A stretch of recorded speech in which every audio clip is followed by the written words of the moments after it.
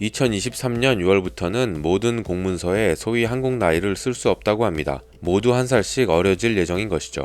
정부는 세계적으로 사용되고 있는 표준 만 나이 시스템만의 사용을 권장하고 서류에 활용되는 나이도 만 나이로 통일하여 혼란을 줄이겠다는 방침입니다. 많은 곳에서 사용되는 한국식 나이와 연나이 관련하여 표기된 데이터와 문서를 만 나이 기준으로 업데이트하는 것은 결코 간단한 일은 아닙니다. 그런데 만 나이로 바뀌는 규정이 사실상 일상에는 큰 영향을 주지는 않을 것 같습니다. 일상생활 수준에서는 신체 나이는 아니겠지만 심리적 나이가 어려지는 효과는 당장 있을 것이고, 한국 나이와 만 나이 사이에서 혼돈을 겪었던 문제는 줄어들겠죠. 장기적으로는 나이에 의한 위계 질서도 서서히 없어질 것으로 보입니다. 하지만 청소년 보호법과 병역법 외에는 법적으로 한국 나이가 쓰이는 경우는 막상 많이 없었습니다. 해외에서도 연나이라고 안 불러서 그렇지 실제로 들여다보면 연나이 기준으로 많은 행정 규정을 갖고 있습니다. 이 부분은 어떻게 바꿀 것인지에 대해 추가적인 논의가 많이 필요할 것 같다고 하니 제도적인 변화는 크게 없을 것 같습니다. 한국에서 나이를 세는 방법은 세 가지나 있습니다. 첫 번째는 보편적으로 세계에서 통용되는 제도입니다. 만 나이라고 불리우기도 하는 이 시스템에서는 아기는 태어날 때 0세이고 생일마다 1년이 늘어납니다. 한국에서는 1962년부터 법적 행정적 목적으로 만 나이를 사용하고 있습니다. 두 번째는 연나이라는 게 있죠. 이건 많이들 잘 모르시기도 하는데 병역법이나 소년보호법 등을 따질 때 쓰입니다. 이 시스템에서 아기는 태어날 때 0세이고 1월 1일에 1세가 됩니다. 그 후 맞이하는 1월 1일마다 한 살씩 더하는 것이죠. 이 연나이라는 개념은 해외 많은 나라에서도 활발히 사용되고 있긴 합니다. 학교에 입학할 때 생일이 지났다 안 지났다와 관계없이 같은 연도에 태어난 아이들은 모두 받아주는 것이 대표적이죠. 세 번째 방법은 나이를 세는 것을 의미하는 세는 나이입니다.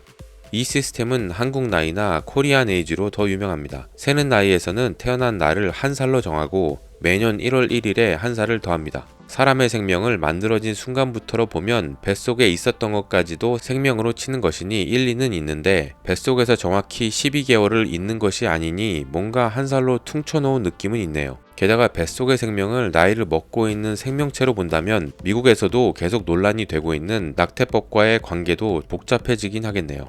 외국인들은 이렇게 세 가지 다른 방식을 갖고 있음을 많이 신기해한다고 합니다. 한국인에게 몇 살이냐고 물어보면 보통 멈칫거리면서 태어난 연도를 얘기하거나 띠를 얘기하기도 하고 묻지도 않은 학번을 밝히기도 합니다. 어려운 질문도 아닌데 나이의 종류가 많다 보니 쓸데없는 에너지 소비가 있기도 하죠. 중국, 일본 등 동아시아 국가에서도 한국 나이와 유사한 제도가 있었는데 이미 한참 전에 만 나이를 쓰는 국제 기준으로 바꿨습니다. 북한도 1980년대에 만 나이 시스템으로 바꿨다고 하네요. 그런데 왜 현재는 한국만 이 제도를 유지하고 있을까요? 1960년대에 만 나이를 제도적으로 적용할 때부터 몇 차례나 나이 계산법을 단일화하려는 시도가 있었지만 굳이 급한 일도 아니고 사회 혼란이 생길 걱정도 되고 절차도 너무 복잡하다 보니 계속 미뤄왔었죠.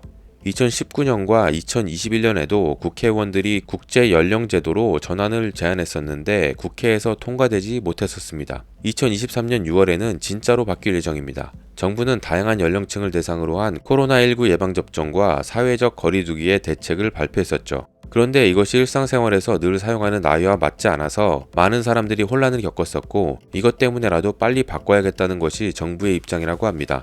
연령 산정 방식이 달라 법적 사회적 논란과 혼란이 지속되고 있어 불필요한 사회 경제적 비용을 줄이기 위한 개정안이라고 설명하기도 했습니다. 법제처가 국민 의견을 조사했던 결과 참여자 중 약 82%가 찬성하기도 했었죠. 코로나로 잃어버린 1년의 세월을 정부가 챙겨주는 것이라는 말도 나옵니다.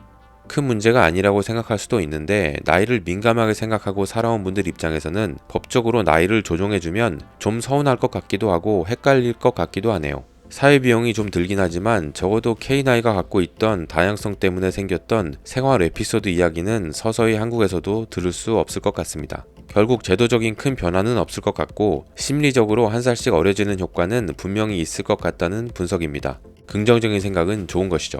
오늘 이야기는 여기까지입니다. 이야기가 유익하셨다면 구독, 좋아요 부탁드립니다. 감사합니다.